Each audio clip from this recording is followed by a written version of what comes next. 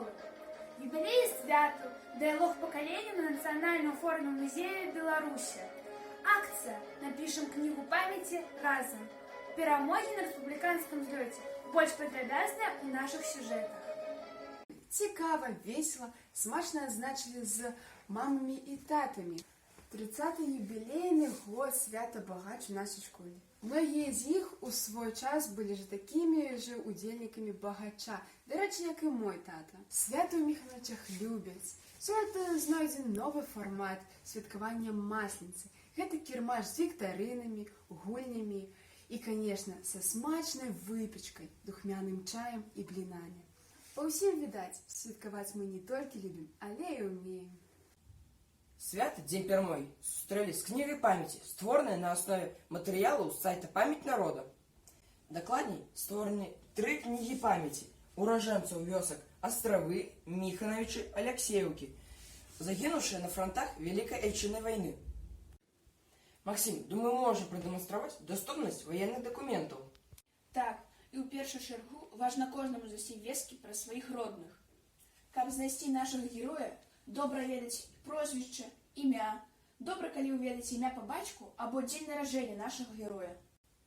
Напрыклад, мой прадзед Агароднікаў Даніл Егорович, старшы лейтенант.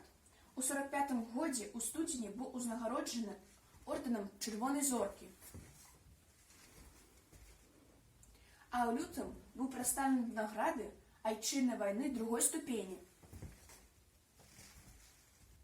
Таксама на сайце можна прасачыць за баявым шляхам нашага героя. На маю думку, уменнем выкарыстацца гэтым сайтам павінны валодаць усе. Згодна з тваім меркаваннем. Акцыю «Кнігу памяці напішам разам» пачала свой адлік часу з мая гэтага года і мае мэту сфарміраваць краязнаўчы банк ваенных дакументаў паводле сайтаў «Памяць народа» і «Партызан і бай». Пра ўдзельнікаў вайны, пра жыхароў нашых мясцін, пра салдат, якія пахаваны ў брацкай магіле, і пра баі на міхановіцкай зямлі.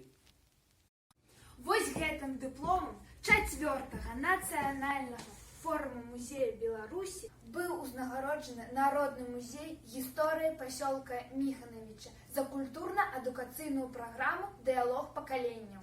Журы форума азначыла работу музея па набліжэнні каштоўнасных арыенціраў моладзі і людзей старэйшага пакалення.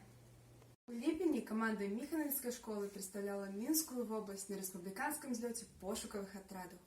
Абмяняліся вопытам з іншымі удзельнікамі слёту, праверылі сябе і паглыбілі свае веды. Яшчэ гэта былі дні прыемных узаемен у онлайн-фармаце. Вынікі ўдзелу. 2 дыпломы Міністэрства адукацыі 1-й ступені і 1 дыплом 2-й ступені. І незабыўныя моманты спаборніцтва, радасці, хвалявання.